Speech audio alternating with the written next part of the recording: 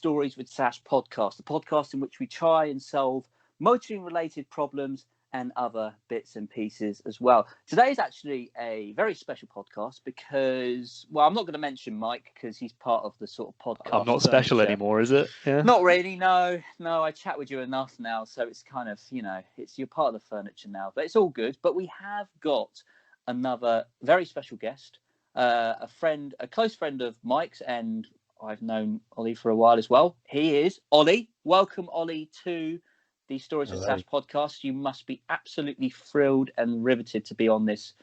Well, let's face it, a very successful and expanding podcast. Probably the peak of my life so far. Well, I'm glad you're taking it really seriously. Height of the mountain, yeah. All downhill from here, mate. Yeah. I mean, we do get a lot of requests from people. We do tend to do short lists. People coming on. And it's only really the elite that actually make it on. So that's tough. I feel flattered now. Well, we lost you there. It's good. We're back on. We're fine. It's all right. I can edit that out. It's really good to have you on. So the big question is, how have you been? What's been going on? Because me and Mike are sat in, let's face it, miserable England at the moment, middle of November, not much really going on. We're in the middle of another lockdown. Whereas you're on the other side of the planet. Yeah, hiding away over in Canada. I moved here to ski, hide away from real responsibilities. You two have your proper jobs, and me here to yeah. I think you made a bad decision there, mate. Well, I mean, so how long have you now been out in Canada? 3 years. 3 years now. 3 years. Blimey. And all time but skiing? Like always skiing in Whistler, related? Yeah, it was skiing related, and then was going to move around in the summer and do other things, maybe do back-to-back winters, go to New Zealand, but the summers here are almost as good. Just unbelievable lakes, mountains, hiking, biking, just really wonderful place. Yeah. Whereabouts in Canada are you specifically? Sorry, because I'm not an hour and a half above Vancouver in British Columbia, in a place called Whistler. It's like the largest ski resort in terms of terrain in North America. Probably one of the best. And it's quite nice because when I went to ski resorts in Europe, you get into like a bubble. You feel like very isolated and alone. But here, like, I drive an hour and a half to Vancouver and see Jay-Z perform on the stage. It's like, feel a bit more normality. That's a good point, actually, because I have a friend of mine who actually did a ski season a few years ago now, and he was in Val Thorens, which I suppose is one of the sort of go-to ones in Europe. I know nothing about skiing. I also just like to point out as well, never been. This is good. Now you're out of your zone, your own podcast. This is how I'm going to be talking about cars. Well, yeah, we'll go on to that. Actually, maybe we can educate each other in the field. But yeah, I mean, it's literally I know nothing about it at all, and I've always been slightly intrigued about skiing. I mean, Mike, have you ever done any skiing? Not skiing, no, but snowboarding, yeah. You're a board. Because, correct me if I'm wrong here, somebody told me that, let me think if I got this right way around, skiing is easier to pick up, but harder to master, and boarding's the other way around. Or have I confused it the other way around? That's completely spot on. So, like, generally with boarding, it'll take like a week or three to 4 days of just falling on your ass. And then when you manage to link turns, you'll then be like perfectly able to overnight. Yeah, basically. As soon as you link turns, you're like, I feel this, everything is okay. With skiing, you're constantly perfecting carving, and Right. Well, you know what? Maybe I might have to get myself. Actually, I have actually got a set of skis. Actually, Why? Even though I've never been to. No, there's good reason behind this. When I moved into my current house, they were just in the utility room and they didn't belong to anybody. So you claimed them as yours? Pretty much, yeah. I mean, then I don't think they're particularly good. Somebody's informed me that they're cross-country skis. That's very different, Sash. So cross-country skiing is only on flat surface, right? So it's for like traveling. Like you do like a kind of snow skate kind of motion with your with your skis and you go along the flat. It's like more of an exercise. It's what they do in the biathlon at the Olympics, you know, when they shoot the guns. And right, okay, I'm with you. See, I know, I told you how little I knew about it, but I mean, right, okay. Just because I'm fascinated, but I know this is a car podcast and people are probably just like, what are you on about? But so, have you always been a skier? Like, how long have you been skiing for? I went a few times with my family when I was younger, and then one time when with my school. But I went with my school first day into the trip, snapped my thumb, couldn't ski that whole week. But then at uni, I got involved with the ski society, managed to squeeze Mike into it as well, get him involved, and then I remember this. And then went on 5 trips at uni, got hooked, did a season in France, and then and went to go to Canada for a year or two. Now I've got permanent residency here and don't plan on leaving really. Maybe do a season in Japan, maybe go to New Zealand.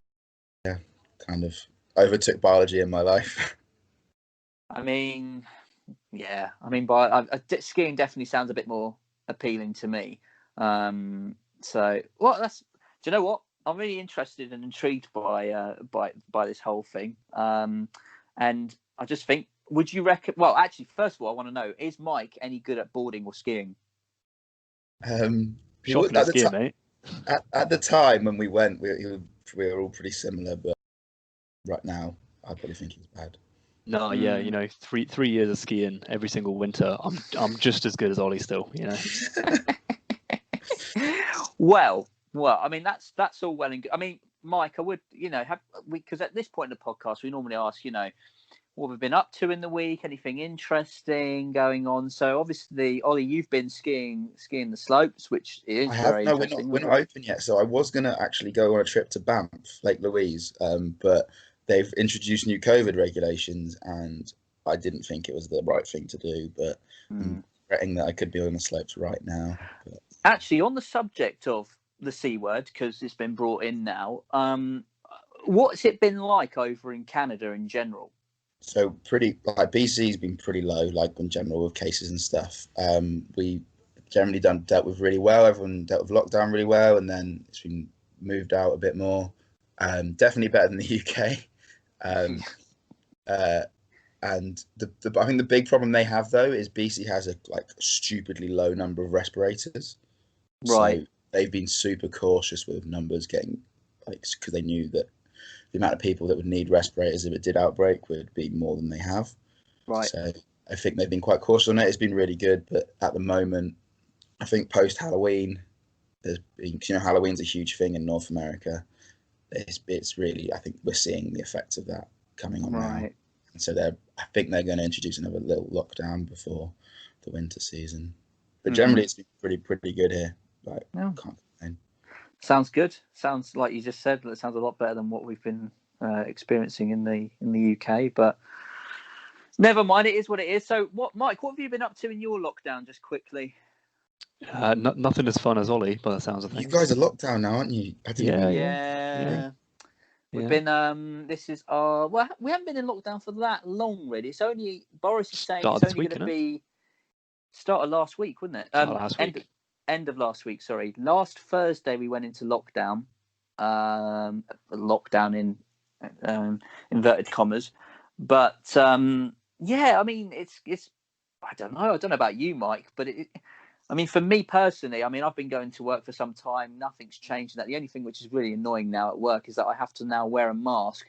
It's kind of they employed the pub rule that we had in the UK, which is basically if you're sitting down at your table and you're eating and you're drinking, and in my case, eating, drinking, or working, or whatever, you don't have to wear a mask. But if you want to go to the toilet, you have to wear a mask, which is really annoying. But at the same time, everywhere else is doing it. And I was only saying the other week how it's a bit weird that you're going into an enclosed building at work and you don't have to do the same rules as pubs. But then at the same time, we're not on top of each other like people are in pubs. So it's a bit... Everyone's still learning, aren't they? Learning what the right rules are, what's working, what doesn't work, what people will actually follow. So yeah. It's just getting used to it, really, I suppose. But sorry, Mike, I've interrupted you. No, that's okay, Sash. It's your podcast. You can talk when you want to. It's freedom of speech here, So anything of interest or not really? A little bit. I've like I said, I think it was last week or the week before, I've inherited an i20 to deal with, which it turns out, as I rang you the other day about Sash, may be significantly more difficult than I initially thought. So one of my friends has just gone back to Australia, where he's from. My Hyundai i20 is a 5-seater hatchback. Yeah, Ollie's on the same page now. Yeah, sorry, Ollie. It's someone went back to Australia and they had to deal with their car, but the flights got changed and brought forward, so they couldn't sell it themselves. They basically ran out of time, and I volunteered to take it off their hands and sell it, and then send them the money. And then they got it serviced about 2 days before they left, and after it got serviced, they brought it to me. And in fact, it was the day they left, the night they left. Brought it over here, gave me the keys, and then they said, "Oh, by the way, the gearbox is making a bit of a dodgy noise." So started it up, and the gearbox sounds pretty much toast at this point. So I'm on an iron about whether to just put a new gearbox into it and then sell it on and obviously take that money out, or whether to just sell it and just say probably going to need a new gearbox and just sort of take that into account with the cost. How much would you install that yourself, or would you get a mechanic to do it? No, I wouldn't install it myself. Can't be bothered right now to get a mechanic to do it. How much? That'd be a lot of money, though, wouldn't it? Yeah, not quite £1,000, but hundreds. Yeah. I mean, and the car's only worth what, about $3,000 ish? If it had a new gearbox, about $3,000, I'd say. But the question I have is it actually the gearbox? Well, I did have a ring around, and I did because like you said, it was either going to be the clutch or the gearbox, and I've got conflicting ideas from different mechanics and from different people. So I still have no idea. It could be the clutch, could be the gearbox. I personally err on the side of clutch. I've also got a couple of mechanics who have said it's possibly or probably the clutch. Yourself, who thinks it's the clutch, but then I've got also a couple more mechanics who say it's probably the gearbox. So I probably should just go and take it and get it actually investigated a little bit better. Yeah, that's what I would do. I mean, a clutch is not cheap either, but it's certainly less expensive than a gearbox replacement. It's about less than half the price. Yeah. Do you pay? Is it similar? I never had a car in England, so do you pay for them to inspect, and you pay for them, and then they'll let you know how much it's going to cost? With a lot of jobs, yes, but with clutches, it tends to be no, because you can sort of feel what's going. Anyone who knows anything about sort of clutches and gearboxes, which a lot of these garages specialize specifically in clutches and gearboxes, so they will just take it out for a drive for free, and then obviously they'll tell you what work needs doing, and you'll hopefully get them to do it. Is what their thoughts are. You have the luxury of choice of going to different garages, because where there's not many things out here, we have like 2, and they're both really average. So it's just very different. Yeah, there's a few dozen kicking around in Bristol. Well, I think, Mike, you're going to have to keep us updated with the progress on the i20, because I'm intrigued. Going to, yeah. Well, I just want to get rid. To be honest, I thought it was going to be a simple case of I'll chuck an advert up on Gumtree, sell it, see you later. Nope. Do you know what? And I won't go into it in any detail now, but I did a very similar thing for another friend of mine selling a Ford KA, and I thought it was going to be a very simple, quick sale, but it just wasn't for various reasons. These things usually are, but sometimes they can just be a bit of a faff. But it is what it is. You know, it will get sorted. That's the main thing. Hopefully so. Well, I think.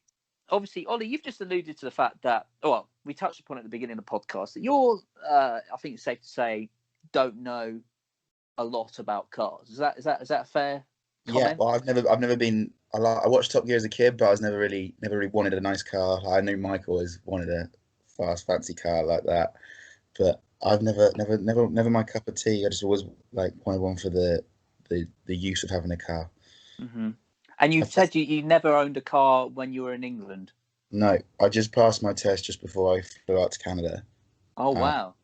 So then I didn't drive here for a bit. And then me and my ex we had a Buick Rendezvous. Do you know that car? I've heard of the Buick Rendezvous. I might have to give it a quick Google just to remind myself of the shape. But they're big, aren't they? Yes, because most cars here, the main reason people have them, they have a big truck because North Americans love trucks, or like an SUV or something like that you can sleep in the back, so you can go camping or go anywhere you want. It kind of looks like a dog, when a dog puts its bum in the air when it puts its head down. It's got a really Oh, big booty. It's like raised at the back. yeah. I'm not gonna lie, it's not the prettiest thing I've ever seen, but Definitely it's Is it a utility vehicle though, Sash? That's the oh question. no, we're not going there, Mike. Okay. This is it's time to listen to Ollie because he's got all the stories today. There wasn't too much of that car, but then recently I've inherited a 2007 Ford Focus. Oh, Yeah, That's a prime vehicle, that is. I do like it. Nicknamed affectionately the Red Dragon. the Red Good. Dragon. It's a burgundy color scheme, and it's it's a wagon they call here. I think they're called estates in England. Yeah. Yeah. Yeah. Do you know what? Funny enough, we only had a conversation about that a couple of weeks ago. Again, this was Mike's idea, but yeah. So it's a wagon. It's an estate. Okay. I love saying the word wagon. I've got a wagon of a car. Big wagon. This reminds me of like horse and cart. But the Ford Focus estate, wagon, whatever you want to call it, it's kind of like a halfway house, isn't it? It's not like a full estate because that'd be the Mondeo estate. It's like it's just an extended Focus, as far as I'm aware. What's your two guys' thoughts on the Focus? Because everyone that knows a bit about cars that I've got this car either loves it or hates it. It seems a bit like a Marmite. I'll let you go first, Mike. Yeah, just like the standard Ford Focus is, in my eyes, an absolute workhorse. Like it will just go and go and go and won't break. And then obviously the one that a lot of people go on about being like an amazing car is the Focus ST, which I'm sure it is, but I literally don't know anyone who owns one because they're unbelievably expensive. But yeah, the normal Focus is just proper workhorse. Yeah, I don't. Similar to what Mike just said, I don't have anything against the Focus. The Focus is just like, especially in the UK, it's just part of the backdrop. It's kind of like, I think celery's a bit of a harsh and comparison, but it's just nothing wrong with it. I don't think it's the most exciting car in the world, but they are just used as family runarounds or whatever. It's a celery car. That's what I've got from that. Yeah, I mean, I do quite like that analogy. Yeah, it's more like, I'd say, like a pastry. You know, it holds the pie together. It's not the bit you concentrate on, but it would feel a bit wrong if you didn't have it. It's just part of the backdrop. I mean, nobody's ever going to turn around and go, "God, look at that Focus!" Like it's. I mean, unless Mike's just said it's like a sporty one or whatever. But people did originally the original Focus, which came out, a good few years ago now in the last millennial. People actually said it was the best driving hatchback of them all in that class, and people praised the way they. And Focuses do drive actually quite nice. I've driven a couple. Well, when I was at college, I remember a lot of people had Focuses, and a lot of people that was their first car or sort of. It's because there's so many of them. They're like ultra cheap as well. Yes, very, very cheap, and actually pretty reliable as well, from what I've heard. I don't think they're too bad, the old Focus. Yeah. So you've got that now. So yeah, I inherited this car off my mate. Gave it to me for free. Okay. Yeah. So there was a few things that I had with it, the little quirks. So the driver's side door handle on the outside, it wouldn't open it. Right. The brake lights didn't work. Okay. And then to drive, so when you change from park to the main gears, in that center console, there's a little hole, and you had to stick a key in, jiggle it around before you could change gear because the brake didn't properly connect. So you have to put the brake on to change gear. Oh, okay. Right, that doesn't sound so you had to sort of engage the brake before you changed gear, but the brake wasn't fully engaged. Only from park to normal. So like when you start the car, you'd put your foot on the brake and then jiggle this key in the little hole in the gearbox, and then it would get it out into normal, and then you could drive normally. So when you say you got to put a key down there, was it just like anything that you could sort of shim in there? Yeah, it was like a pointy, sharp object shaped like a key. Right. Key's quite a good one for that, so I had a spare key in there. Well, this is all the things that my friend that gave me the car had worked out, all these little quirks and all these little ways to do it. That's a real anti-theft device there. Got to carry two keys so you can actually start it. It worked out because you had to leave the window open to get in, because if you only had the keys, you couldn't use the driver's side handle. Yeah. The car does have a beeper to open it, but his missus had that most of the time, so he just had the keys, so he left the window open, but the car wasn't going to get stolen because no one would know how to start it. Yeah, that is actually. I was down in Cornwall the other day, and I saw also a Ford Focus with a smashed window that just had a plastic bag over it, and I was like, someone could nick that, and then it sort of hit me that this was like a 2005 Ford Focus with a smashed window and just had nothing inside of it, and I was like, no one's going to steal that, never in a million years. That's very true, actually. I think, and if I'm right in saying, from what I've understood, is that it's an automatic. Oh yes, sorry. I Yeah, just forget to say. No, it's fine. Automatics. I drove a manual the other day. You're probably both gonna laugh at this, and I haven't driven a manual in 2.5 years, and I was stalling all over the place completely. Haven't had the driving I have in a long time. So obviously I moved here, didn't drive for a year, drove for a little bit, and now I've got this car, all in automatics, and yeah, it was just I was definitely learning to drive again. That's actually happened to our friend who often appears on this podcast, Rob. I mean, he's in Abu Dhabi, and they only drive automatics out there mainly. And he said when he came back to the UK and started driving a manual for a little bit, he was like, I just can't. I'm not as fluid as I used to be. I couldn't finesse the gear change. He was like, I stalled. It was rough. I was like, oh, you're losing your touch. But I can imagine it happening to anyone. You know, I think if you don't drive him, like, especially as I'd only just learned to drive before I came out here, and then didn't drive for a year. It wasn't like I was driving a car regularly and then moved here. It was like I'd learned to drive a manual, came here, driven automatic for 3 years, and then, or not even driven, but yeah. Oh wow. It reminded me of another thing I heard on the podcast about the insurance, because I was going to bring this up as well, but I listened to one of yours and you were talking about it, how the insurance is different here, because here you insure the car rather than the person, or is it the other way around? Yeah, and so everyone just shares everyone's cars all the time now. It's such a better idea. But they're slowly working it more towards the English way now, because more money. It's always about the money, isn't it? It always is. But the way is that at the moment is, so I insure the car, obviously. Someone outside my household is allowed to use the car for a maximum of 16 days a year, but that would mean the police would have to catch you 17 times to prove that they've had it. What about someone in your household? Is someone in your house not allowed to drive it then?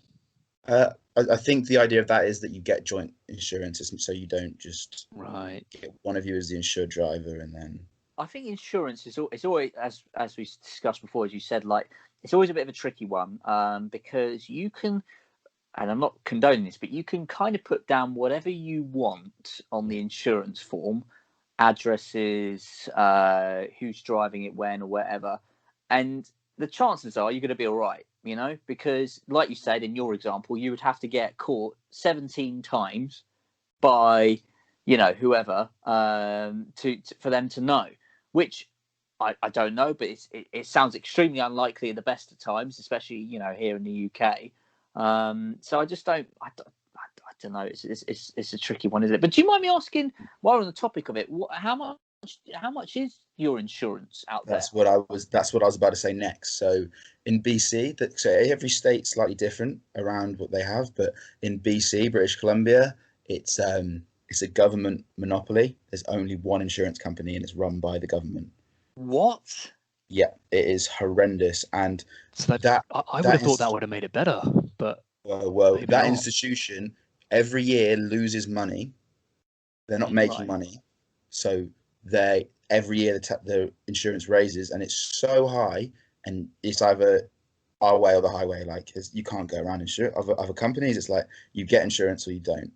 So it's like, I think we pay over 3 times the amount as the East Coast in insurance. Right. I'm on $150 a month. $150 a month. So what's that? What does that equate to in real money? $1,500. So that's about $1,800 a year. And what's that in Church of England? So it's like I think £200 is $300 or something. It's about 2/3. So you're looking at about 1,200 quid. 1,200 quid. Blimey, but it's like, you see how cheap it is in the East Coast, or like even Alberta's cheaper. It's just that it's not run well, the system, and it's like, why wouldn't you? If you're not making money from it, I don't know why you wouldn't. Do you get things like no claims bonuses, and does it go down with age, or is it literally just like a flat rate? Yeah. Everyone no, gets it it. does. Like, So they have 1200 is expensive. they have learners, novice, then passed, and then there's different ones of that as well.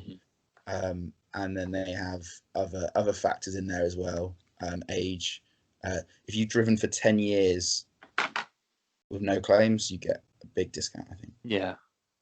Right. Then that's another thing on sharing cars. If that's what you're insured as, your friends can't use your car because it's only people that have driven for 10 years. Oh, I see. Right. That's sort of almost getting towards a very similar system to the UK. So now, we complain about, the fact that you can't drive anyone's car. We're on our 25 and we've all got our own insurance that we can drive anyone's car. Admittedly, only third party, but we can do it. Yeah. What I just can't get my head around is the fact that you said that in BC, how there is only one insurance company, so you have no choice because BC, in the UK, like, because whenever I've had it not recently, but a few years ago, you get the insurance renewal from your current provider, and they're trying to rip you off, and you ring up and going, well, I'm just going to leave you because I can get it for half the price elsewhere. But I've got that choice, But if Direct Line, for example, who I'm insured with, said this is the price, and we're the only insurance company in wherever I am, then I don't know what I'd do. I just find that a very weird concept. Yeah, but it's not like it in it's like you have to do it. It's like, do you want to drive? Yes. Well, then I have to. Yeah. But it's not like that in every state. Every state's slightly differently, but I think a lot of them are government run. I'm not 100% sure on that, but I'm pretty sure. See, that was something that I was sort of thinking about last time we spoke about it. Is I completely agree that we should have, like we do in the UK, lots of different insurance companies. But my issue with it was that there was no government sort of oversight. I mean, I know there is some, but there wasn't enough government oversight to say, right, these are the exactly. Yeah, I was thinking, why can't the government just say this is sort of the top end limit and set their own government? Because I think it's similar to what they do in Australia there, where there are different companies who do different insurance, but the government also has one. So there's always like a there's always an alternative. It's the fact that they're the only one, so they can put it at a price they want. Yeah, that sounds ridiculous. Bad. Yeah, that's ridiculous. Yeah. So the car, the Red Dragon. Yeah, we sidetracked quite a bit. Yeah. Yes. So yeah, the driver's side door handle was the brake lights were my most pressing issue. So that's what I went to first. And then I was researching what I could do to fix it. Obviously, I found out there's 3 things with brakes that's usually wrong. Well, 4 of you include wiring, but obviously check the bulbs at the back. Bulbs were good. Went to go check the brake switch. Realized the car had no brake switch attached to the brake. So I was like, I've solved it. Sorted the problem. Yeah. Went to Lordco, got a new brake switch, put it in, still didn't work. I was like, and then ended up checking all the fuses. Found that there was 3 fuses blown. Nice. And then changed them. And then this is a question for you two. What fuse would you say for lights? What number? What voltage? Voltage. Do you mean amps? Current, rather. But yes, no, I'm with you. Lights, I wouldn't say, because normally it goes, if I'm right in saying, it goes in multiples of 3, 6, 9, 12, 15. The ones that I have they do 5s in there as well. 7.5, 15, 20, 30, 50. Oh, I mean, I wouldn't say it's more than I wouldn't even said more than a 15 amps, to be honest. 7.5. Well, this is the thing. The Ford Focus manual said 7.5, and there was one of them already in that had blown, and then I put another one in that blew. I put a 10 in that blew, and then I put a 15 in, and it seems to be working fine. It seems to be working now. I mean, if it's supposed to be a 7.5 and it's blowing, that means there's something else horribly wrong. Oh my! We go into a deeper hole here. So I managed to change the fuses, and the brake lights were working again. I was like, yes, this is. I'm a genius. I fixed the car. This is the first time. I mean, that is an achievement. I mean, I certified mechanic. Yeah, I know your pain. I've been there many times, actually. Then I've been playing around with a few more things, and so when I put the rear lights on, the lights that are always on at night time, sometimes when I brake, the brake lights will stay on as well, so there will be no brake lights again. That happens like once every 11 times I go out. So that's a funny one that happens. I'm trying to work out. So there's something to do with the wiring, maybe it's shorting or just leaving it constantly on, which I need to maybe retrack all the wiring. And the other thing is sometimes when it's on the norm, just to brake, the dashboard lights and the lights for all the like heating, whenever I brake, they'll all light up. Good. Really? Sounds like, honestly, it sounds like a bit of a practical joke. I'm not going to lie. I mean, you've probably seen it, Sash, when you wire someone's horn up to their indicators. So when the indicator goes off, the horn goes off. That sounds like someone's done that to your car. Basically, that's what. Yeah, seems like that. But it was quite fun fixing that. And then a really funny story with it. I was driving out of Embark where I work at a hotel, and because it's a bit of a beta car, I didn't really mind. I was just driving, and I caught a little post on the way out. I was like, oh, I should probably go check because it's my hotel. Got out, door closed behind me, checked the damage. Not really anything I cared about. I was like, okay, cool. Went to go back in the car. Obviously, the driver's side door handle doesn't work, the outside. Yeah. There I am, locked out my car with the car still running. Passenger side? Yeah, so luckily I was at the hotel, so I called the maintenance boys down. We managed to get a hammer into the door and a chisel, got a coat hanger down to try and open the door. Couldn't get enough force to open the door. Also, with the driver's side, we tried to open the boot release button, but again, not enough force. And then I had to call one of my other friends that works there down. He's a locksmith, and he was like, "Well, you don't really use your boot, do you?" So we ended up drilling through the boot lock, right, to get in, to get me back. Meanwhile, this whole time this is happening, I'm parked in the middle of the main entrance to our hotel at check-in time, with loads of people saying, "God, why is someone parked there?" And I'm like, yeah, that's how inconsiderate. Leaving their engine running too. Why have they done that? Nobody's in the car. But this is going to sound like a silly question, Ollie, but why couldn't you just use the passenger door? Why couldn't you just open it from the passenger door or one of the rear doors? Because they're all locked, aren't they, when you're driving? Right, it's got one of those ones on it. So obviously the driver's side door is the one I left. So when I opened that, it opened. But obviously I can't open it from the outside because that door handle is the one that's broken. I had the electronic booper on me as well. But for some reason, I think when the car's running, you can't open the doors with that. No, yeah. This is going to sound a bit hindsight as 2020 if this turns out to be the case. And I mean, we can't retroactively fix your problem. But what kind of locks does it have on it? Is it the ones that you just like pull up and down? Or is it the ones like next to the door handle or something? Like, because you know how like... Yeah, next to the door handle. Okay, so you couldn't even go in through the passenger side and unlock the door and then get in. Yeah. That's a bloody nightmare then. Yeah. No. So like, what I was doing was I would get in the passenger side and you can open the driver's side door and then get in. But I couldn't do that then because none of the passenger doors could open. Yeah.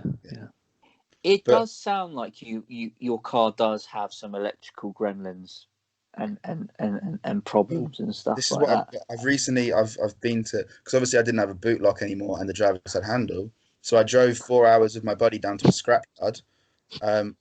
Also, scrapyards are amazing. Yeah, it's where I spent most of my youth, mate. It's brilliant. We went there and we were just taking apart random bits off cars because we really we brought loads of tools and we just thought it was fun to see. But we ended up getting a new Ford Focus boot lock with a key, but it was for the wrong model. It was for a hatchback, and my exact boot lock, but it didn't have a key. And then I also got the piece of my door that I needed to fix the door handle, because we tried to fix the door handle, but the driver's side door lock is different to all the others, so I couldn't steal a piece from one of the others. Right. Because it's a slightly shorter thing because the key goes in. Oh, blimey. Okay. Are you in a situation now that people often get in with old cars, even though your car isn't old? I don't know how it's done this after like 15 years. But you get a situation where you have to go around with 3 different keys, one for the ignition, one for the door locks, and one for the boot lock. Here's the brilliant thing, though. So I managed to fix the boot lock, but one of the guys who worked at work is a locksmith, so he filed down the pins for me to fit my key. Oh, that is very handy. Yeah, really handy. And he had to take one of the pins out, though, so it's only 4 out of 5 strength of a lock, so it's not as... 4 out of 5 ain't bad. It's not bad. I mean, if anyone is interested in nicking anything from Ollie's boot, obviously he can drop you the details of his registration in due course. I And do you are have happen to be a in lot Canada. of especially in winter when you've got skis, like 3 pairs of skis in your car, and you leave it when you go somewhere. It's probably worth more than the car, the skis. Oh, definitely, yeah. One of my ski sets says it was 1,500, so. Oh, blimey. For sure, more than the car, yeah. And Mike, I like the way you said, well, your car isn't even really old. I mean, we drive around in very old cars now, but to most people, anything over it's got a 14-year-old car. That's like, that's basically brand new. That's brand new to me, pretty much. Yeah, but a lot of people I know turn their nose up anything that's over 10, like over 5. Some people, they think, guys, this is the trouble nowadays. We live in a disposable society. Anyway, that's my short rant. I was amazed how many new cars were at the scrapyard. There was quite a lot of 2010s, 2012s. I was like, this is surprising. Obviously, a lot of them had crashes though, so I think that's the big thing. Yeah. A lot of them would have been insurance write-offs for sure. But what I like is that you said you really, well, 2 things. A, you said you really like scrapyards, and we can go on to that because I absolutely love scrapyards, and I'm sure Mike does. But what I want to go back to is that you said you drove 4 hours to a scrapyard. I know Canada's a big place. That was our closest one, yeah. What, 4 hours? Blimey, that is a road trip. We had to go. I think there might be one around here, but it wasn't very. I don't think would have had anything, but had to go past Vancouver. Maybe it was a bit less. Maybe it was 3 hours. Maybe I was a bit of hyperbole there, but 3 hours. Still, that's like me saying, you know what, I need to go to the scrapyard. I'll just pop to Manchester. Exactly, like that is nobody would ever do. Like, it's a very vast place, but we were going to Vancouver anyway. So thought we'd go through Vancouver, and it's like another hour probably on top of to Vancouver. So wow. I'd never been to one before, and it was pick and pull. So you go in, and I thought it was quite fun. Really enjoyed it. I mean, I like the way you also said that you and your mate were just taking a bit part other cars that you didn't necessarily need any parts for, but just because you had the tools. I mean, that's kind of considerate, because whoever goes there will then say, "Oh, I need this." I don't know, whatever it may be, this seat adjuster or whatever for this Ford. What I found with all of this is it's been really fun troubleshooting all the problems and trying to work out what's wrong with the car, and fixing the door was really quite difficult, but we had all 3 of us doing it, and it was quite fun. And that's what I've learned is fixing all these problems.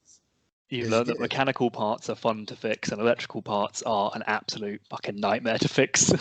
I found everything's a nightmare to mix, but you feel good about yourself and you're feeling productive and doing stuff. And do you know what, Ollie? You are speaking my language. This is what I try and tell people when they go and buy a car, because when they go, "Oh no, it's broken, it won't do this," and because I'm, I won't go like. Everyone knows that I've owned terrible cars over the years that never fully work, and I always say part of the well, not quite so much anymore, but I think part of the joy I find is when something does go wrong, and you figure it out. It may take a bit of time, and when you do figure it out, I mean, as you've just said, there's nothing more satisfying, I don't think. You feel like a sense of joy and achievement. The main worry for me was the brake lights, because obviously I should be driving around with brake lights. Everything else is different, like I don't mind. But when the brake lights went, I was like, oh, this is... So this brings me onto a little question there then. Do you not have like a Canadian MOT? No, this is a big thing. This is one of my talking points. There is no MOT system or any regulation of how good quality a car is. So there are cars driving around. That could have been a car right now that should have been off the road 5-10 years ago. Because obviously, like you've mentioned, I drove 4 hours here. That's a short drive. It takes 3 days to drive across the country. Mm-hmm. So like, there's cars that have so many kilometers. Like 200,000 kilometers here is low. Yeah, that's about 120,000 miles here. Which is like, so then there's no MOT. So like, there's cars that are just absolutely. You buy cars for $500 here, like regularly. Wow, that's incredible. I mean, it's MOTs. Bad, but it's incredible in the sense of I'm just surprised that this is allowed. This is allowed to happen. I mean, this may sound like a silly question, but obviously Canada's a big country, so I suppose if you go to places like Vancouver, for example, like a lot of places like really, really like heavily congested? Do you find that, or do you find that in general? I suppose it depends entirely where you are, but like, can you drive down a road in which you don't see anybody for a while? I'm trying to think like car density per like sort of land mass. Maybe I'm overthinking it, but I'm just intrigued because everywhere you go in the UK, it's just always busy all the time, pretty much. You always see a car. I mean, unless you're in the national lockdown like last time, you could drive somewhere and not see a car. But normally, that's not really the case in the UK. Like Canada's population's 37 million, and BC, the state I'm in alone, is bigger than the whole of the UK. Wow. Okay. So that's just a rough idea of landmass, and like obviously a lot of the roads you're going to find, there's not too many cars, especially if you're driving at night. But yeah, Vancouver's just like a normal city. Like you'll find, it's busy, it's congested. One thing that's quite interesting, linking back to skiing, is when it's a normal season and it's a weekend, the queues from Vancouver to here for people coming up are like 4 hours long. Like it's wow. Because obviously it's just one road into Whistler from Vancouver, so people just like absolutely pile up. Blimey. What's sorry, my final question before I forget is what about speed limits in Canada? Like, what are they like? And are they enforced? More to the point. That's what Mike really wants to know. General rule of thumb is if you're driving 15 over the speed limit, then they're not going to do anything. Is that miles per hour, kilometers per hour? Kilometers, everything. Kilometers. Big road is like, it's quite slow here actually compared to England. Like 50 kilometers an hour is quite apparent in a lot of places. The main highway, the main like roads are 90 kilometers. It's because the roads are like a lot more. They're not just boring straight motorways. They're like especially wherever I've driven is like actually winding. Like the road from Vancouver to Whistler is called the Sea to Sky Highway. Brilliant name, but it's probably one of the most beautiful road drives I've ever done. Yeah, it's just like a fun drive, like big corners, and then like lakes, mountains. And that's why I think the speed limit's a bit lower, because there's a lot of accidents on there, especially with snowy conditions. Well, I was going to say the weather conditions are you definitely have cold winters. I mean, somebody was telling me, is this how I'll ask you, how cold does it get out there? So we have cold snaps in January, and it can drop to like minus 30, minus 25, minus 20.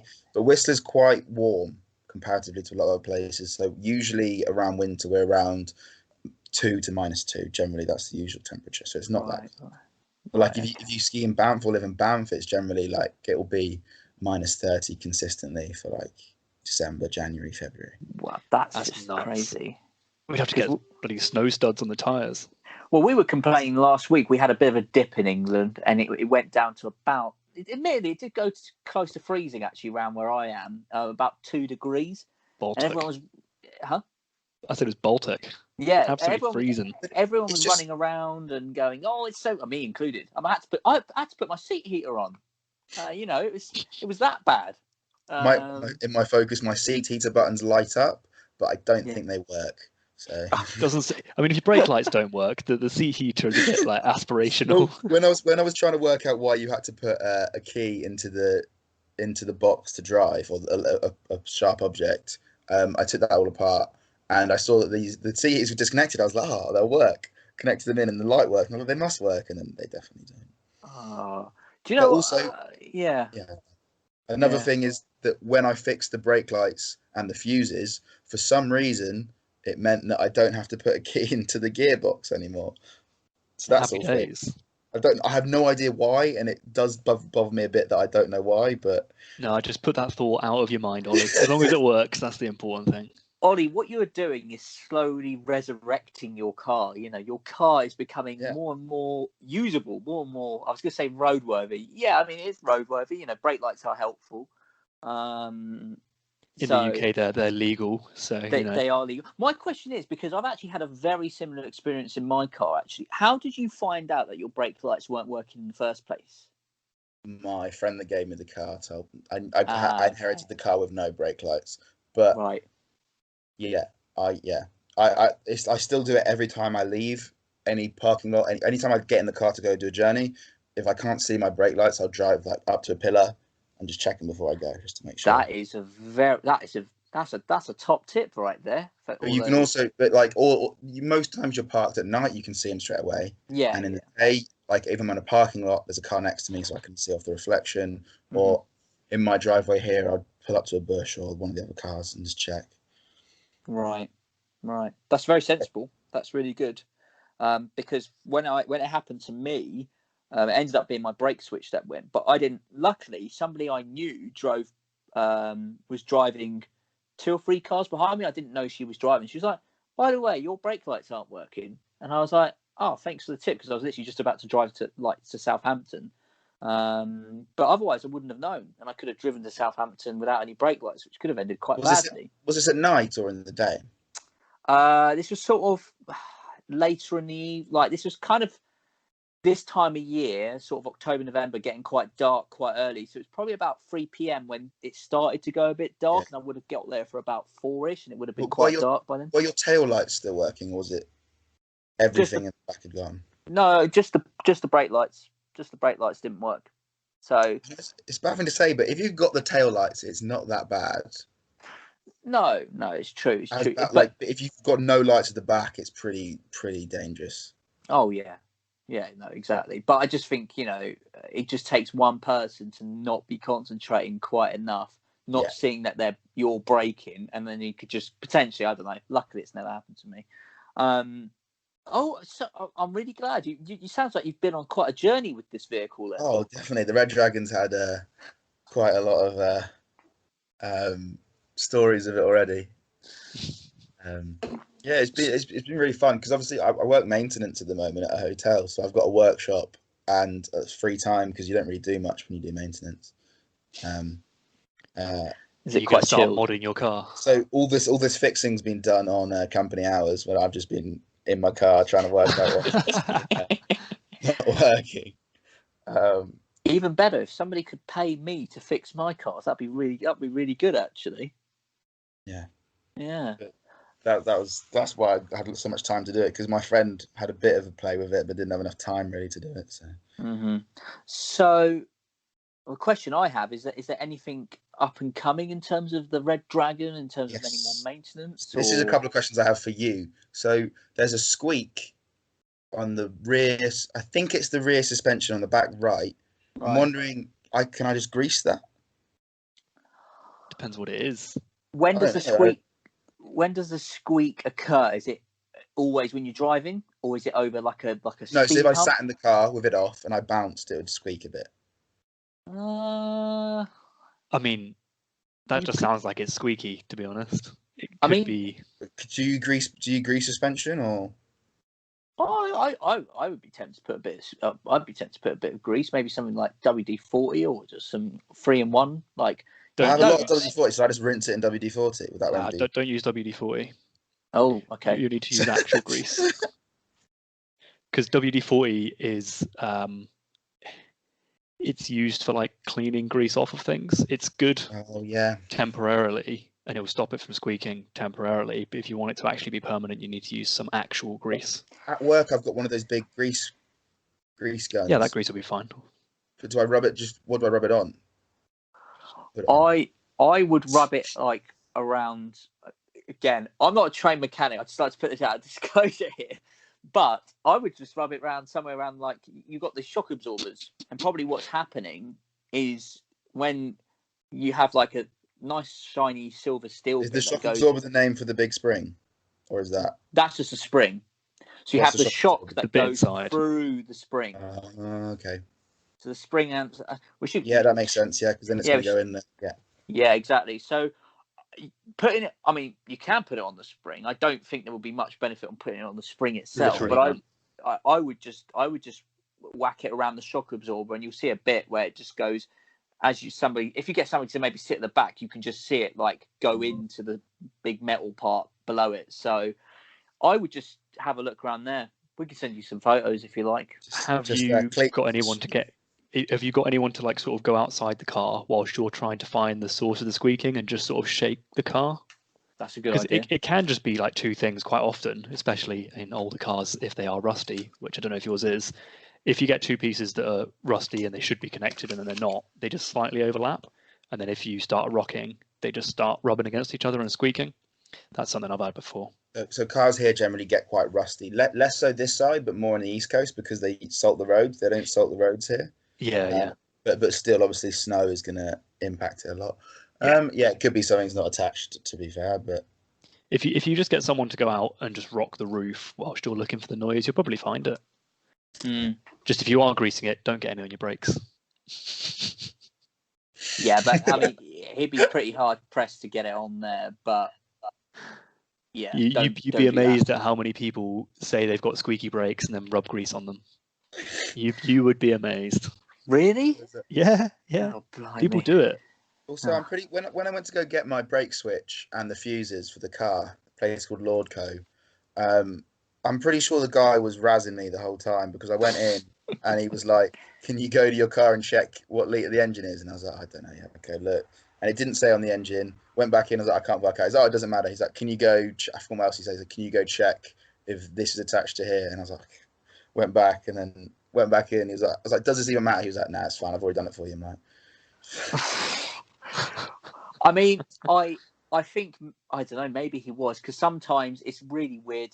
Even though the car can be the same model, for some reason, and German cars are worse for this, you can have like a slightly different model variation and it can use a different part that you would normally think would be exactly identical to the thing. So say, I'm not saying it's the case, but like Mike's car, for example, it's a 330 BMW. But maybe on the 325, for some reason, they might use just a slightly different part for something. And it makes no sense. But or it might just be a thing of like some of the earlier years use different part. Anyway, maybe that's what he was trying to do. But it does sound like he was having you on at the same time as well. And then I filled the coolant in my car up. But I overfilled the mark and I was like, I'm pretty sure this is fine, but I should probably ask. How much over is it, like, roughly? So, the pipes, because the coolant's a system, isn't it? It comes back here. So it was up to the pipes. So I was like, oh, it might start backflowing or something.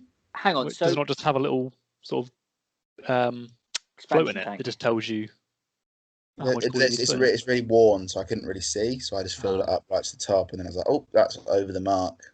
Now you'd be fine. Yeah. Probably. That's right. That was my logic. But I was like, might as well ask whilst I'm here. And they were like, oh, yeah, you'll be fine. Hang on, so you sure this is definitely the coolant, not like the screen wash thing? So I don't know, it's a bit of a tricky one, that one, actually, because it depends, I don't know, not to overcomplicate things, but like... You two are both chemical engineers, it's just the removement of water, right? So no, well, the thing is, though... Sash is a precision engineer, hence his sort of thinking about it, whereas I am not a precision engineer, and I just say it'll probably be all right. No, I mean, I just, because like typically what happens in cars, like so it doesn't sound like, because normally more modern cars, like even mine included, have like what they call an expansion tank. So you fill in the coolant in this tank, and it has like a pressurized cap. Yeah, it does. So it does have. All right, okay. So it does have that. You'll be fine then, because if some older cars where they use the sort of more traditional radiator system, they don't have that pressure release valve, if you like. When you say older cars here, Sash, that's quite old. You say that though, Japanese cars from that era still use that system, which I actually kind of prefer in some ways. But yeah, it sounds like you'll be fine.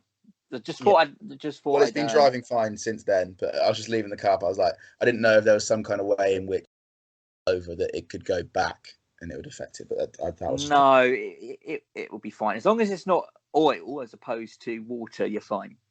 Wait, so I'm not meant to put oil in my coolant?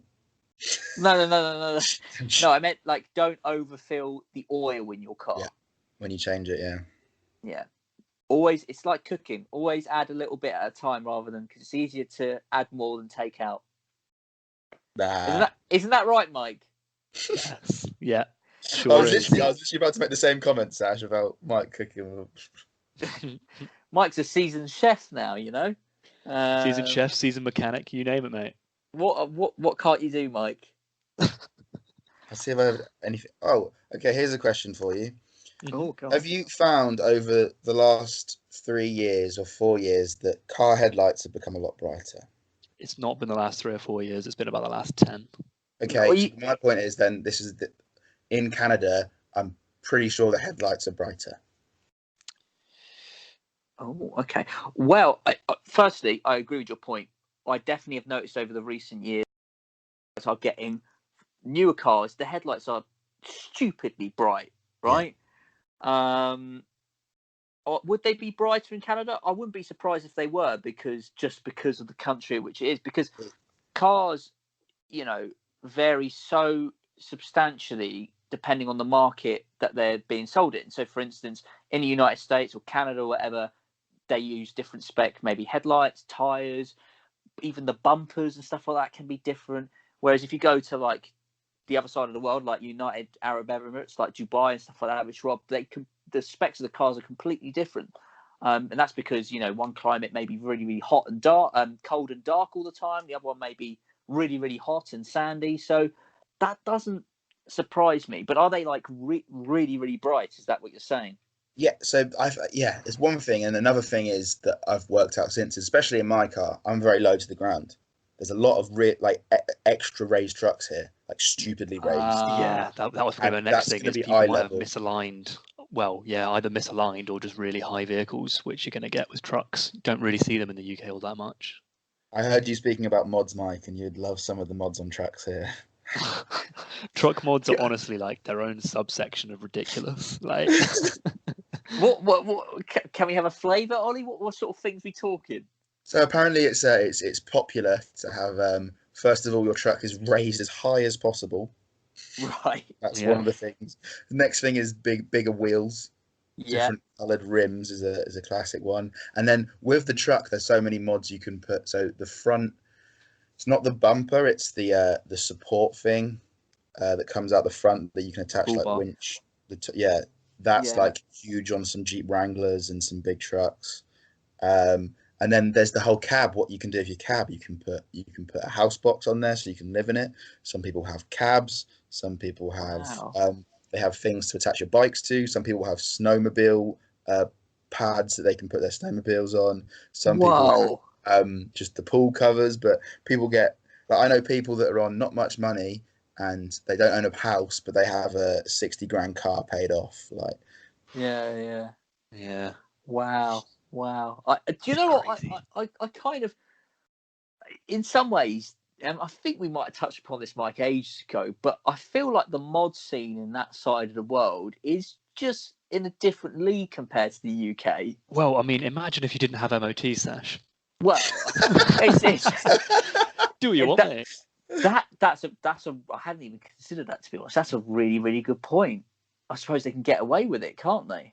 Yeah, I mean that's like the number one cause of, well, especially in all the cars that I've known and the people that I've known over the years, is there's the number one reason that you get rid of a car or you don't, or you kind of have to, change it back into what it's supposed to be, is because else it would just fail the MOT.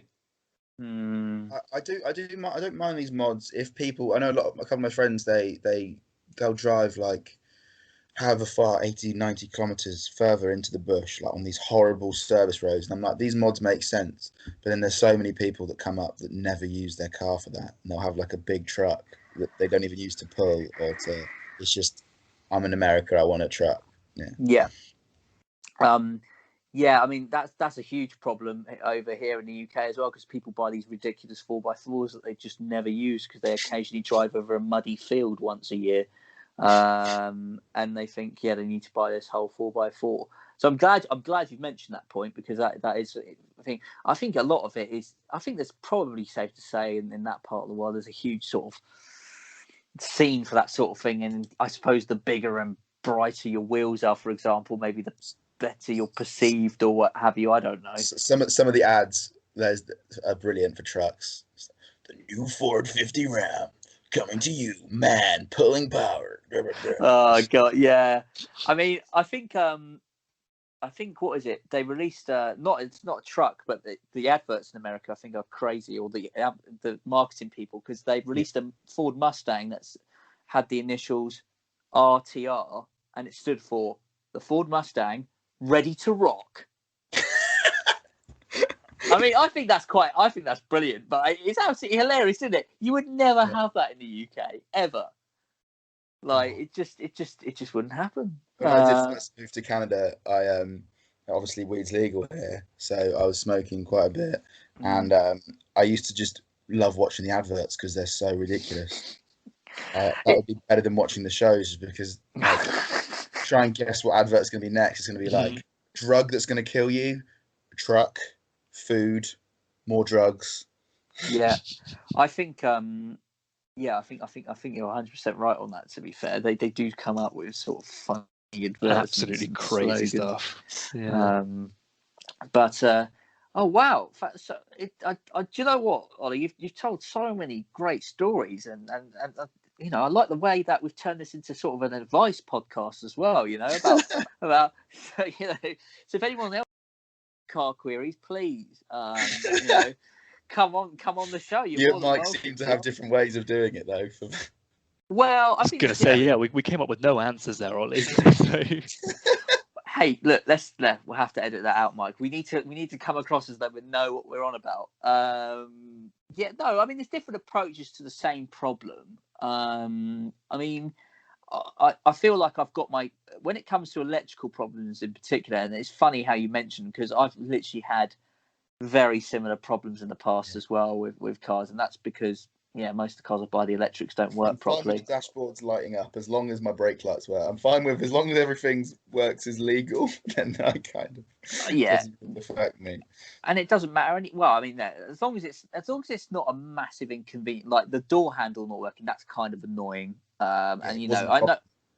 Yeah, exactly. That's and stuff like that. Stuff that actually affects your driving experience. What should I call it? It's is obviously you want to get sorted first, but little tedious stuff like that, it's just like his car. It's an old Fiat, and when he turns the lights on, the temperature gauge just shoots up. It's not overheating, it's just the temperature gauge thinks it's 130 degrees in the engine. The most efficient heat exchanger I think I've ever seen in my life, because it goes from 0 to 130 just immediately. Well, actually, yeah, or should I say the other way round? When he turns the lights off, it cools immediately because the car thinks whatever. So you're saying his car is the future to all our problems with energy? Yes. Much, yep. Yeah.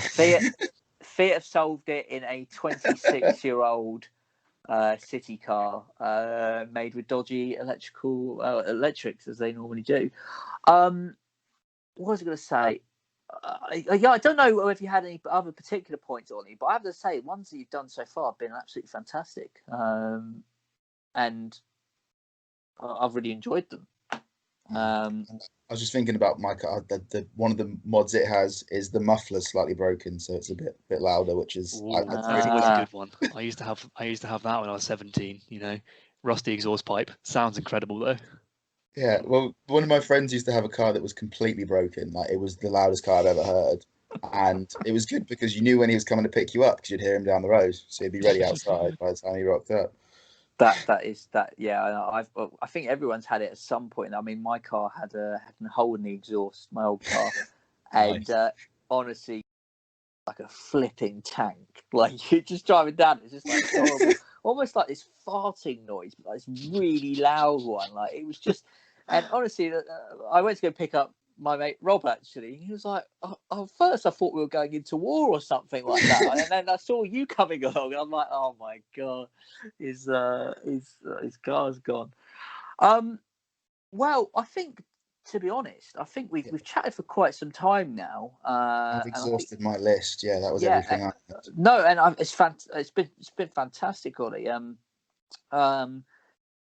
I suppose we'll wrap this up in just a second. But I suppose there's a few things we've learned, really. Obviously, firstly, we found out, that unsurprisingly, there's completely different rules and regulations in a different country. No surprise there. But in Canada, you don't need an MOT, which is one of the points that I've taken away from it.